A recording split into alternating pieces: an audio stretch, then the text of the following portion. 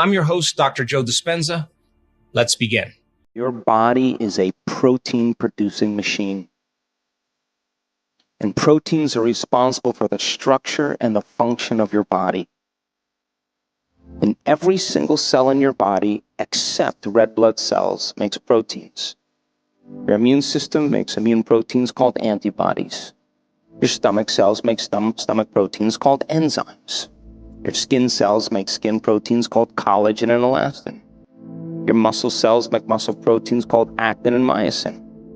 And in order for your body to make a protein, a gene has to be regulated in the cell. Are you with me? Come on, is this too much? So they used to say, you're hardwired to be a certain way and you're doomed by your genes. That's a lie. We are marvels of adaptability and change. But if you're a scientist studying rats in an unchanging environment, you're not going to see many genetic changes or neurological changes. Would you agree? So then, genes are like Christmas tree lights. They're turning on and off all the time. And when they turn on, they upregulate, they make a healthy protein. And when they downregulate or turn off, they make a cheaper protein. And the central dogma in science was that genes create disease. Less than 5%, more like 1% of every person that's born with a genetic condition comes from birth. Like Tay-Sachs disease, sickle cell anemia, type 1 diabetes. The other 95 to 99% is from lifestyle and behaviors. And so scientists that were going to map the human genome, they said, okay, there's 100,000 proteins that make up the body. So there should be 100,000 genes. There's 40,000 regulatory proteins that help make those proteins. So that's 40,000 more genes. So 100,000 plus 40,000 is 140,000 genes for every protein. When they mapped the human genome, 23,688 genes. You're 300 genes away from a chimpanzee. Some more than others, but roughly that. Because in one gene, you could have over 3,000 variations on that gene. And genes don't create disease. It's the environmental signal that signals the gene to instruct it and select it to make new proteins. But if you're thinking the same thoughts, making the same choices, demonstrating the same behaviors, creating the same experiences to produce the same emotions, you have the same lights on and the other lights off.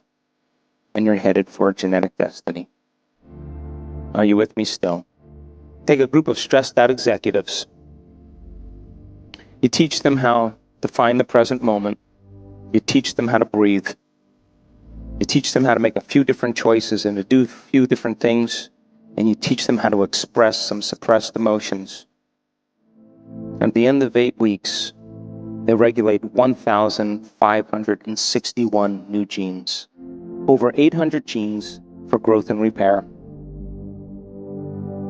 And just about 700 genes to downregulate inflammation and disease, turning on new lights, turning off old lights.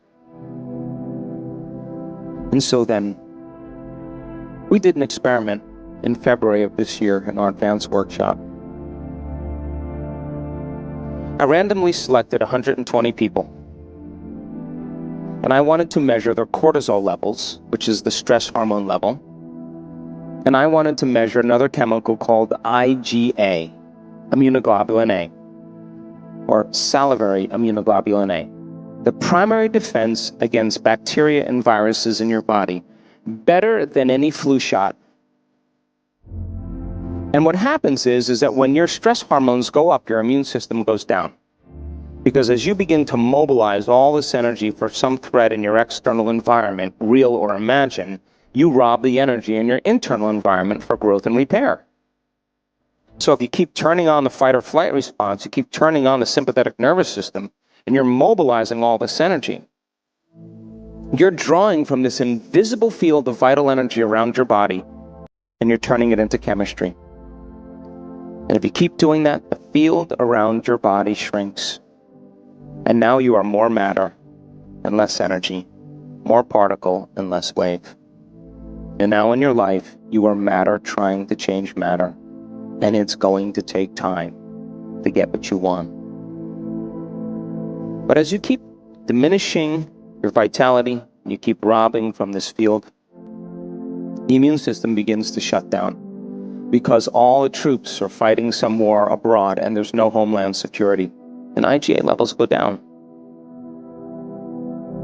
So we randomly selected 120 people, and we measured their cortisol levels, and we measured their IgA levels.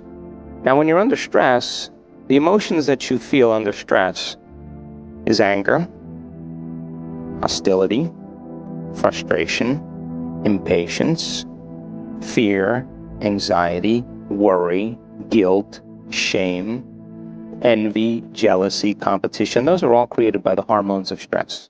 And psychology says those are normal human states of consciousness. Those are altered states of consciousness.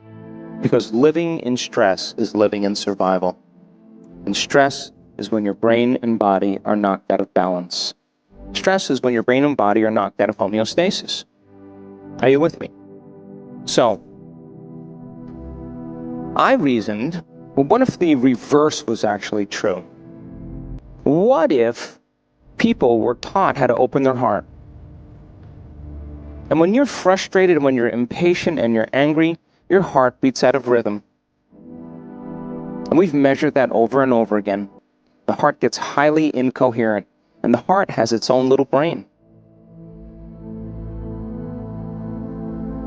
But when you feel gratitude and thankfulness and care and inspiration, all of a sudden, if you do it properly, your heart will start to get very orderly, very coherent, very synchronized. And so I wanted our students to sustain an elevated emotion for at least 10 minutes, 2 to 3 times a day. That's it.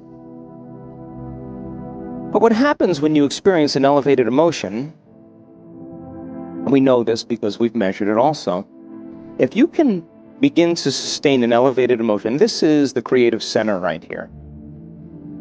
It's like dropping a pebble in water. And if you are able to sustain that emotional state, you are dropping pebble after pebble after pebble in a perfect rhythm. And what happens is the field around the body tends to grow. Now you are more energy and less matter, more wave and less particle. And now you begin to feel connected to something greater. And if you can feel more deeply, more richly, and more completely, you're dropping a big stone, and it's creating a bigger wave. And that energy is a frequency. And all frequency carries information, just like a radio wave. And your thought is the intention on that wave. And so, I had them sustain these elevated states for 10 minutes a day, twice a day, or 3 times a day, for 4 days. At the end of 4 days, their cortisol levels dropped 3 standard deviations, clinically significant. But their IgA levels went from about 53.5 to 87. That is scientific history right there. They epigenetically signaled new genes in new ways, and their immune system got much, much stronger. And there were a few people whose values were over 100. 10 minutes of gratitude a day could heal you. It's better than any flu shot. So then, living in stress is living in survival.